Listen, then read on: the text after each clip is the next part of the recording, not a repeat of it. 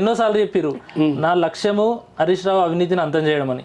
అట్లాంటి హరీష్ రావు గారే కాంగ్రెస్ పార్టీలోకి వస్తే మీ నిర్ణయం ఏ విధంగా ఉండబోతుంది? నా నిర్ణయం ఏముంటుందండి, కొంతమంది విమర్శలు కూడా చేసిర్రు, హరీష్ రావు పంపించకుంటే 4 ఎమ్మెల్యేలు వాళ్ళకి అంత దమ్ము ఉంటుందా, వాళ్ళు వచ్చి కలిసే అవకాశం ఉంటుందా రేవంత్ రెడ్డి గారిని అని కామెంట్స్ కూడా చేసిరు కొంతమంది రాజకీయ. ఆయనకే వాల్యూ లేదు. హరీష్ రావు పరిస్థితి ఆగమాగం ఉన్నది. ఈ కాళేశ్వరంలో మామ బామ్మర్ది కలిపి చేతులు కాబట్టి కాళేశ్వరం నీళ్ళు తాగింది మా హరీష్ రావే అని చెప్పే పరిస్థితి ఉన్నది. వీళ్ళంతా ఈ నీళ్లు నా మీద ఏడవస్తారేమో అని ఆయన బీజేపీ దిక్కు చూస్తుండు.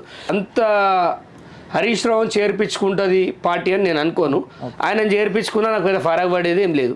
నేను కొట్లాడతా. ఇప్పుడు నేను తాడు తీసుకొచ్చి ఫ్యాన్ కేసు అయితే ఆయన గుంజలేను కదా సినిమాల లెక్క. నేను జస్ట్ పోరాడతా, కోర్టుకు పోతా.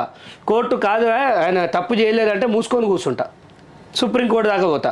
ఆడ న్యాయం జరగలేదు అనుకుంటే సరే ఇంతమంది నమ్మిరు నేనే నమ్ముతాను, నా మానసికంగా